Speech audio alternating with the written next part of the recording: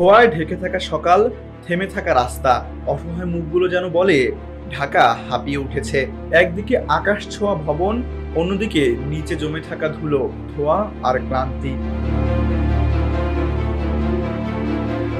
2.5 থেকে 3 কোটি মানুষের ঠাসাঠাসি এই শহরে প্রতিদিন গন্তব্যে পৌঁছানো যেন একটা যুদ্ধ। যে যুদ্ধ চলে রাস্তায়, হর্নে, ট্রাফিক সিগন্যালে, আর শেষ হয় না কখনোই। শহরের প্রতিটি মোড়ে যেন আটকে থাকা একটা দীর্ঘশ্বাস।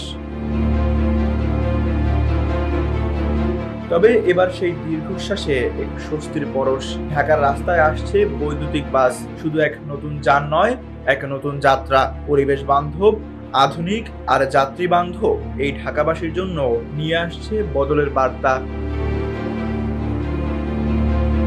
বিশ্বব্যাংকের অর্থায়নে প্রায় 2,500 কোটি টাকার এই প্রকল্পের আওতায় প্রথম ধাপে নামছে 4 শতাধিক ইভি বাস। এই বাসগুলো শুরুতে চলবে ঢাকা থেকে নারায়ণগঞ্জ রুটে, আর ধীরে ধীরে ছড়িয়ে পড়বে নগর জুড়ে। প্রযুক্তির ছোঁয়ায় বদলে যাবে যাত্রী অভিজ্ঞতা। থাকছে এসি, থাকবে উন্নত মানের আসন, টিকিট কাটা হবে ডিজিটালি, আর মোবাইলে দেখা যাবে বাস কখন কোথায় আছে। এই বৈদ্যুতিক বাসগুলো চলবে নীরবে, নিঃশব্দে। নেই কালো ধোঁয়া, নেই শব্দ দূষণ। একদিকে যানজটের যন্ত্রণায় জর্জরিত শহর, অন্যদিকে দূষণে নাকাল পরিবেশ। এই দুইয়ের মাঝেই আশার আলো হয়ে আসছে পরিবেশ বান্ধব গণপরিবহন।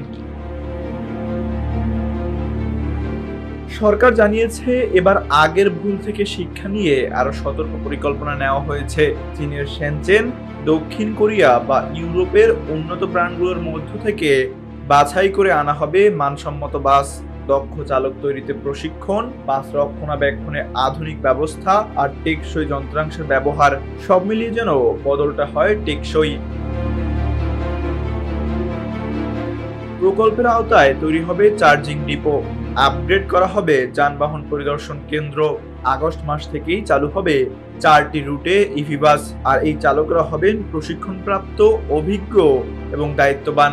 বিশ্বের দিকে তাকালেই বোঝা যায় সময় এখন বদলের। চীনের শেনচেনে ইতোমধ্যে 17,000-এর বেশি বৈদ্যুতিক বাস চলাচল করছে। ইউরোপ, আমেরিকাও পিছিয়ে নেই। তুলনায় ঢাকার এই উদ্যোগ অনেক ছোট হলেও এর তাৎপর্য কম নয়। অনেকে বলছেন এ এক নীরব বিপ্লব। পরিকল্পনা অনুযায়ী 2030 সালের মধ্যে 3টি আধুনিক ডিপো নির্মাণ সহ পুরো প্রকল্প বাস্তবায়নের লক্ষ্যে এগোচ্ছে সরকার। আর পরিবহন খাতের বিশৃঙ্খলা কমাতে আনা হচ্ছে এক অপারেটর মডেল। তবে শুধু সরকার নয়, এই উদ্যোগকে সফল করতে হবে আমাদের সবাইকে। যাত্রীদের সচেতনতা, দায়িত্বশীল ব্যবহার আর যত্ন নিশ্চিত করতে পারে এই স্বপ্নের বাস্তবায়ন। Tanvir Ahmed, NBB news.